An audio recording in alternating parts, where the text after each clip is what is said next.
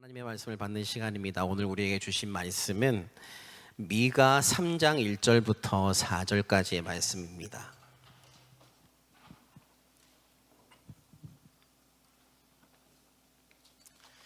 구약성경 1292면에 있는 미가 3장 1절부터 4절까지의 말씀을 저와 여러분이 합독하여 보도록 하겠습니다. 내가 또 이르노니 야곱의 우두머리들과 이스라엘 족속의 통치자들아 들으라. 너 정의를 아는 것이 너희의 본분이 아니냐. 너희가 선을 미워하고 악을 기뻐하여 내 백성의 가죽을 벗기고 그 뼈에서 살을 뜯어 그들의 살을 먹으며 그 가죽을 벗기며 그 뼈를 꺾어 다지기를 냄비와 솥 가운데에 담을 고기처럼 하는도다. 그때에 그들이 여호와께 부르짖을지라도 응답하지 아니하시고 그들의 행위가 악했던 만큼 그들 앞에 얼굴을 가리시리라. 아멘. 한번 따라 하겠습니다. 최고의 하나님께 최선의 예배를, 최고의 하나님께 최선의 예배를, 최선의 예배를 우리 최고의 하나님께 올려드리는 여러분에게 하나님의 특별한 은혜가 부어지게 되기를 간절히 소망합니다. 우리가 이렇게 성경을 읽을 때에 성경을 우리가 많이 접하고 또 읽고 있지 않습니까? 그런데 꼭 기억해야 할 것이 하나 있는데 특별히 구약 성경을 읽을 때 우리가 꼭 기억을 해야 되는 것이 있는데 그것이 무엇이냐면 하나님께서 하시는 그 모든 말씀들이 이스라엘 백성들에게 선파가 되는데 그 이스라엘 백성들이 어떤 사람인가 하면 모두 다 하나님을 믿는 사람들이다라는 것입니다. 그들 가운데에 하나님을 모르는 사람은 없습니다. 단언컨대 없어요. 이들은 다 모태신앙인들입니다. 그것도 우리처럼 3대, 4대 뭐 이런 수준이 아니라 우리의 조상이 하나님께서 선택하신 그 선택하여 부르신 아브라함이다. 우리의 조상이 바로 그러한 조상이다. 우리의 조상이 바로 하나님의 선택을 받은 조상이고 우리는 그러한 민족이다라는 그런 믿음의 자긍심을 가지고 살아가는 그런 사람들이에요. 그런데 그럼에도 불구하고 이 선지자들을 통해서 특별히 오늘 말씀에 이 미가를 비롯해서 이사야, 호세야, 아모스, 그 당시에 같이 활동했던 이 사역들을 했던 그들을 통해서 하나님께서 그들에게 경고하시는 것은 하나님의 말씀이 다른 이방 민족에게 선포되고 있는 것이 아니라 그분의 백성들에게 선포되고 있고 그 하나님의 말씀이 복의 말씀이 아니라 심판의 메시지가 선포되고 있다라는 사실입니다. 하나님을 모르는 사람들에게 하나님께서 심판하시겠다라고 하는 내용이 아니다라는 거예요. 하나님의 백성들에게 내가 너희를 심판하겠다라고 하는 그런 내용이다라는 겁니다. 한 가지 질문을 여러분에게 드려보고 싶습니다. 여러분 성경을 어떠한 책이라고 생각을 하십니까? 아무 말 안 하실 겁니까? 성경을 어떠한 책이라고 생각을 하십니까? 다양한 대답이 나올 수 있겠지만 저는 이 하나님 나라와 하나님 나라를 위해 살아가는 그리스도인의 올바른 신앙 지침서다라고 이렇게 표현을 드리고 싶어요. 내가 그리스도인으로 살아가면서 어떻게 사는 것이 예수님께서 말씀하신 소금답게 살아가는 것인지 또 빛의 자녀로서 살아가는 것인지 말씀하고 있는 그 내용이 성경의 가르침이다라는 것입니다. 모세오경을 들여다볼까요? 족장사죠. 모세오경은 족장사를 그려내고 있습니다. 이 족장사를 바라봄으로 해서 나의 믿음은 어떠한가? 그들은 이러한 모습으로 살아갔는데 하나님 앞에서 이러한 모습으로 살아갔는데 나는 과연 하나님 앞에서 지금 어떠한 모습으로 살아가고 있는가 바라볼 수 있어야 한다는 거죠. 또한 역사서를 볼 때도 기록된 수많은 인물들을 통해서 그 사람과 나의 믿음을 또 보는 것입니다. 그래서 나는 어떻게 살아가고 있는가 볼 줄 알아야 한다는 것이죠. 또한 예언서를 보면서도 지금 내가 살아가고 있는 이 상황, 내가 처한 이 상황은 힘들지만 하나님께서 결국엔 나를 회복시켜 주실 것이고 주님이 모든 것을 다 완성시켜 주실 것이라는 희망적인 신앙의 삶으로 살아가야 한다는 거예요. 또한 복음서는 나 또한 예수님의 그러한 제자들처럼 그렇게 살아가기를 결단한다라는 것입니다. 또한 서신서를 보면 믿음의 선배들이 어떻게 믿음을 지키며 살아왔는지 그것을 바라보며 나 또한 그렇게 살아가기를 마음에 결단하는 그 마음의 결단이 서야 합니다. 계시록은 어떻습니까? 환난과 핍박과 고난이 다가와서 우리의 믿음을 저버리게 하는 순간들이 나에게 다가온다고 할지라도 우리의 믿음을 끝까지 지킬 것을 결단해야 합니다. 예수를 전혀 모르고 알고 싶지도 않은 사람들에게 찾아가서 성경책을 주어주면서 여러분 진리의 말씀이에요, 한번 읽어보세요, 이렇게 주어준다면 물론 성경에 대해서 모르는 사람은 아무도 없을 겁니다. 전 세계에서 가장 많이 팔린 최고의 베스트셀러이기 때문에 모르지는 않겠지만 이 예수를 전혀 알지 못하는 사람에게 가서 이렇게 전달을 한다고 하면 얼마나 큰 관심을 가질까요? 1세기에 사는, 우리는 지금 21세기를 살아가고 있는데 1세기에 살았던, 팔레스타인에 살았던 그 지중해 근처에 살았던 사람들의 이야기라고 볼 수 있는 이 책을 소개한다고 한들 21세기를 살아가는 현대인들이 얼마나 큰 관심을 가질까요?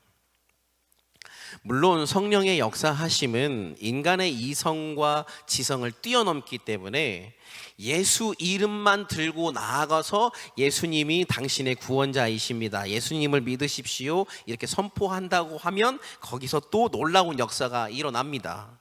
그러나 예수를 주로 고백하는 사람들이 성경을 읽음으로써, 말씀을 가까이 함으로써 기대할 수 있는 것은 그가 성경에 가르친 대로 살아가는 것 아닌가 살아간다는 것이죠.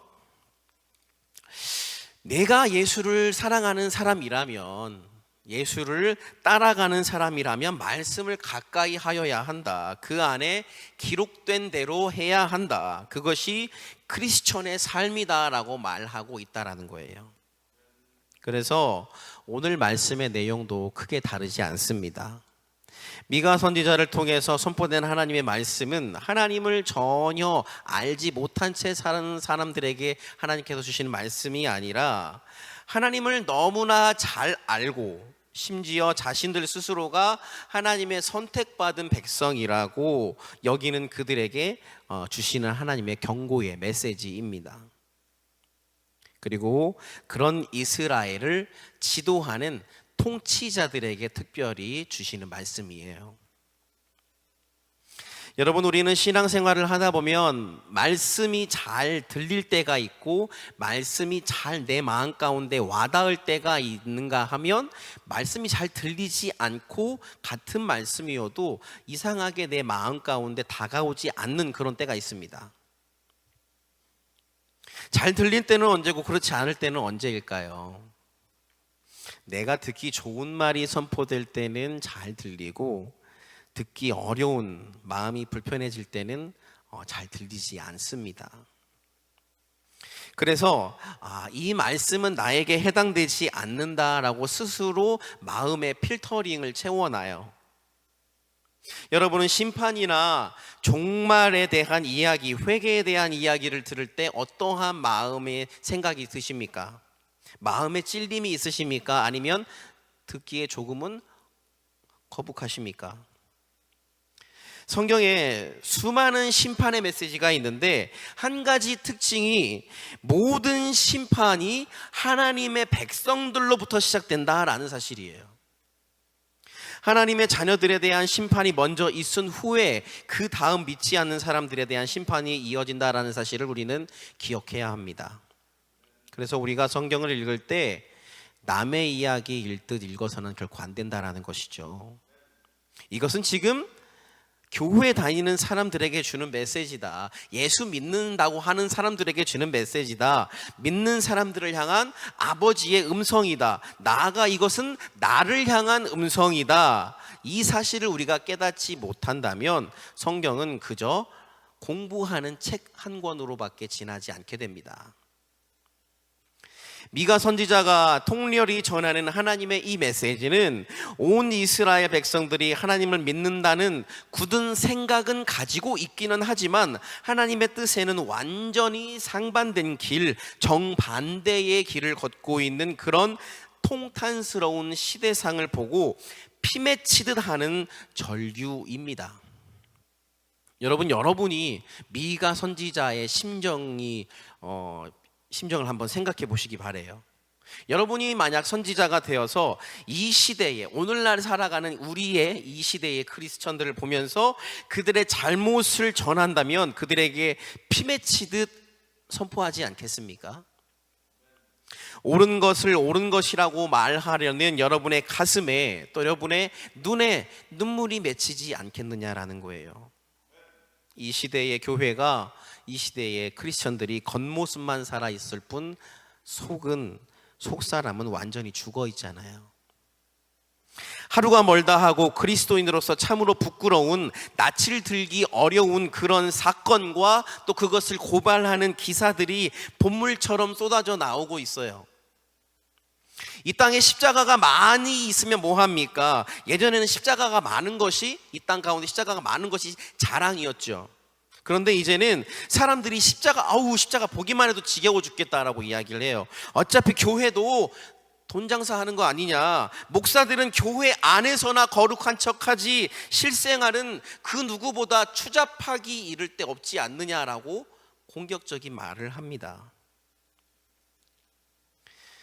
제가 개인적으로 참 좋아하는 기독교 변증가가 있었습니다.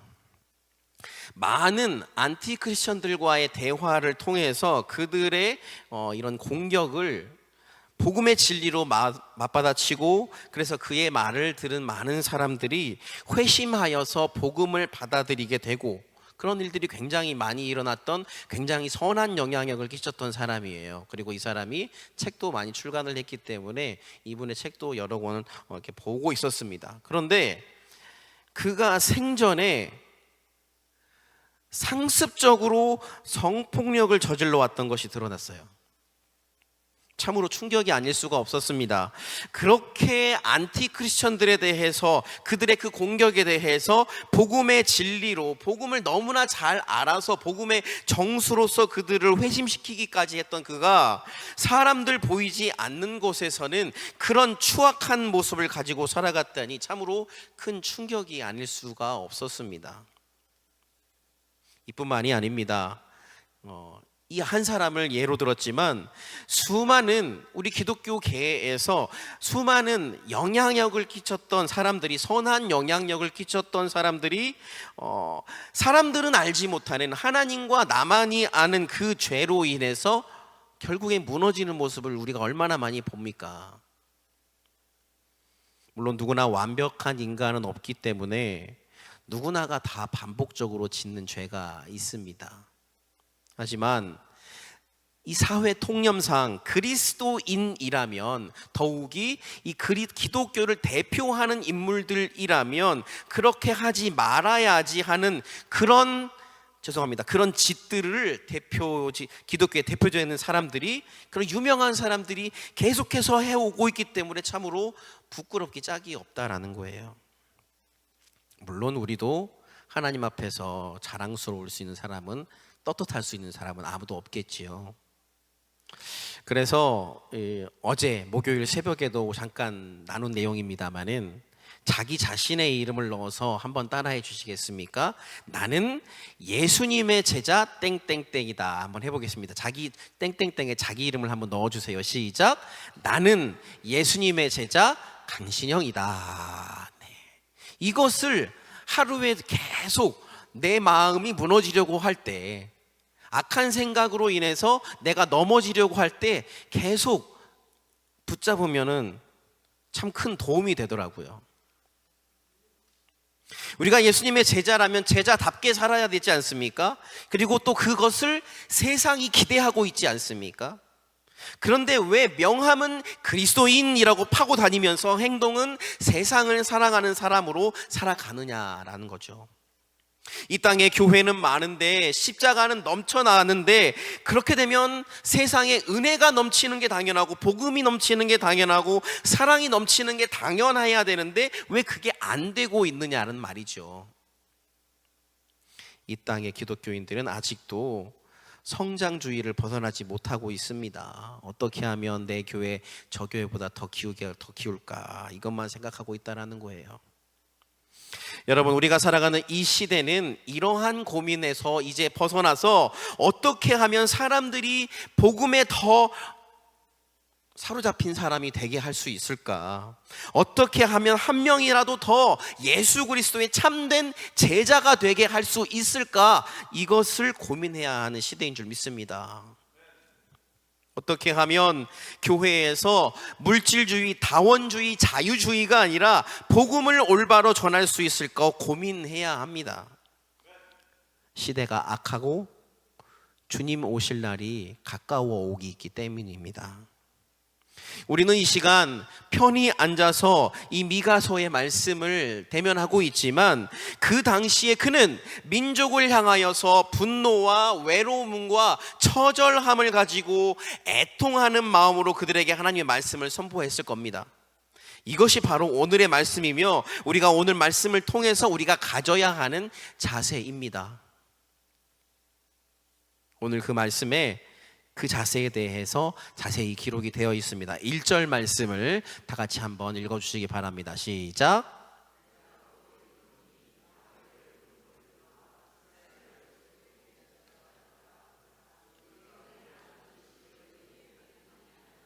아멘. 하나님을 잘 아는 제사장들, 정치인들, 그 당시의 위정자들, 통치자들, 늘 하나님을 의지해서 통치한다고 생각하는 그들에게 오늘의 미가는 무엇이라고 말하고 있습니까? 하나님의 음성을 무엇이라고 전하고 있냐면, 너희의 본분이 무엇이냐라고 묻고 있어요. 하나님을 믿는 자들로서 너희의 그 본분이 무엇이냐라는 겁니다. 하나님을 모르는 사람들에 대한 이야기가 아니고, 하나님을 잘 믿고 있다고 스스로에게 철석 같은 신뢰를 가지고 있는 너희들, 그 너희들의 본분이 무엇이냐라고 묻고 있어요. 여러분, 하나님을 아는 사람의 본분은 정의를 아는 것임을 믿습니다. 말씀에 정의를 아는 것이다 라고 말씀하고 있는데, 이 정의라고 쓰여진 단어는 원래 법률이나 재판 이런 의미의 단어입니다. 구약에서 굉장히 많이 등장하는 단어죠. 왜냐하면 우리 하나님이 바로 정의의 하나님이시기 때문이에요. 그리고 정의롭게 살아가지 못하는 이스라엘 백성들에게 하나님이 정의롭게, 그들에게 정의롭게 또 거룩하게 살아갈 것을 계속해서 명령하고 계시기 때문입니다. 여러분, 권력자들이 그들이 가진 그 권력에 대한 정당성과 정통성을 인정받는 길은 단 하나입니다. 권력이 사적인 목적이나 사사로운 이익을 위해서 쓰이지 않는다라는 일반인들의 신뢰가 있어야지 권력은 곧 권위가 되고, 그 권위로서 통치하지 않으면 권력은 폭력의 또 다른 이름이 되고 만다라는 겁니다. 그래서 이 통치자들이 하나님의 백성들로서 하나님의 백성을 다스리는 가장 중요한 기준은 하나님의 뜻이 어디를 향해 있는지 아는 것입니다. 정의를 아는 것이 너희의 본분이 아니냐라고 말씀하고 있는데, 이 정의는 인간으로부터 비롯될 수 있는 것이 아니지요. 정의는 인간이 이루어낼 수 없는 것입니다. 하나님께로부터 올 수 있는 것이에요. 정의는 바로 하나님의 속성이기 때문입니다. 그러니까 우리가 정의를 이루기 위해서는 하나님을 모르고 하나님의 말씀을 모르는 상태로서 정의를 알 수가 없다라는 겁니다. 인간이 말하고 있는 정의란 누더기와 같습니다. 인간의 정의란 얼마나 볼썽사나운 것인지 몰라요. 인간이 가지고 있는 정의, 인간들이 말하고 있는 정의라는 것은 자신 안에는 이렇게 큰 들보가 있음에도 불구하고 그것을 바라보지 못하면서 타인에게 아주 작은 티끌이 있다고 그것을 비난하는 것이 바로 인간들이 말하고 있는 그런 정의의 행위 같습니다. 거짓말을 하는 자나 간음하는 죄나 별반 다를 것이 없습니다. 하나님 보시기에는 모두 다 죄일 뿐이에요. 아니, 나는 작은 거짓말을 했을 뿐인데 사회적으로 지탄받을 만한 어떤 큰 죄인 그런 간음 같은 것을 한 것도 아니다라고 이야기할 때에, 사회적으로는 거짓말을 한 사람보다는 간음을 저지른 사람에 대해서 강도 높은 비난과 정죄를 쏟아낼지 모르겠지만, 하나님 보시기엔 그 죄나 크게 다르지 않다라는 거예요. 더군다나 이들 하나님의 백성의 통치자들이 지은 죄가 뭡니까? 가장 큰 죄가 뭐냐면 하나님 외에 다른 우상을 섬기지 말라, 내 이름을 망령되게 일컫지 말아라. 입만 열면 하나님을 들먹이면서 하나님의 뜻과는 전혀 상관없이 사는 것보다 큰 죄가 뭐가 있겠습니까? 하나님의 심판이 어디에 임하겠습니까? 그래서 우리가 이 시대를 바라보면서 늘 경계해야 할 것은 하나님의 말씀이 누구를 향해 있는지 바라볼 수 있어야 한다는 겁니다. 통치자들아 들으라, 정의를 아는 것이 너희의 본분이다. 우리는 통치자가 아니기 때문에 이 말씀을 듣지 않아도 됩니까? 아니죠. 하나님의 백성, 하나님의 부르심을 받은 사람들에게는 삶의 중요한 덕목이 있는데 그것이 바로 사랑과 정의입니다. 한번 따라해 주시겠습니까? 사랑과 정의. 네, 왜 그것이 중요하냐면 그것이 바로 우리 아버지 하나님의 성품이시기 때문이에요. 그래서 사랑하는 것만 알아서는 안 되는 것이죠. 하나님의 성품을 우리가 알아야 하고 하나님 되심을 우리가 알아야 한다는 것은, 하나님의 성품을 알게 되면 사랑뿐만 아니라 하나님의 그 성품 안에는 사랑뿐만 아니라 반드시 공의가 동전의 앞뒷면처럼 함께 가는 것이기 때문에 공의 없는 사랑이 없고 사랑 없는 공의가 없는 줄 믿습니다. 저를 한번 또 따라주시겠습니까? 공의 없는 사랑이 없고 사랑 없는 공의가 없다. 예, 그렇습니다. 자, 정의를 잃어버린 하나님의 사람들, 통치자들이 어떻게 되었냐면 2절부터 3절 말씀에 잘 나와 있습니다. 함께 또 읽어주시기 바랍니다. 2절 말씀과 3절 말씀이요. 시작. 너희가 선을 미워하고 악을 기뻐하여 내 백성의 가죽을 벗기고 그 뼈에서 살을 뜯어 그들의 살을 먹으며 그 가죽을 벗기며 그 뼈를 꺾어 다지기를 냄비와 솥 가운데 담을 고기처럼 하는도다. 내용이 읽기도 조금은 거북스러울 만큼 이렇게 공의 없는 통치자들, 하나님의 본질을 놓쳐버린 위정자들이 하는 행위들이 바로 이와 같다라는 겁니다. 여러분, 신앙의 본질은 과연 무엇일까요? 저는 이렇게 생각합니다. 하나님의 말씀을 듣고 행하는 것. 하나님의 말씀을 듣고 행하는 것. 우리는 하나님의 백성이지요. 그렇기 때문에 우리는 우리 아버지 하나님이 나에게 하시는 말씀을 들어야 합니다. 그리고 듣고 끝나는 것이 아니라 그 들린 말씀을 나의 삶 가운데에서 반드시 실천해야 할 줄 믿습니다. 말씀을 읽다가 왕에게 주시는 말씀이네, 이 부분은 나하고는 상관이 없는 말씀이네, 패스. 통치자에게 주신 말씀이네, 이건 나하고 상관이 없는 말씀이네, 패스. 족보네, 당연히 패스. 이렇게 하시면 되겠습니까? 안 되겠습니까? 안 된다라는 거예요. 하나님의 말씀을 바로 나에게 주시는 말씀이라는 사실입니다. 그래서 저는 이 1절에 있는 말씀, 통치자들아 들으라 라는 이 말씀을, 물론 하나님께서 통치자들에게 미가 선지자의 입술을 통해서 하신 말씀이지만 지금 21세기를 살아가는 너희 크리스천들아 라고 이렇게 바꾸어서 적용하고 싶습니다. 사랑하는 여러분, 하나님의 말씀이 귀에 들려지십니까? 들려주신다면, 먼저 하나님 말씀에 들려주신다면 그 들려진 말씀대로 살아가기를 간절히 소망합니다.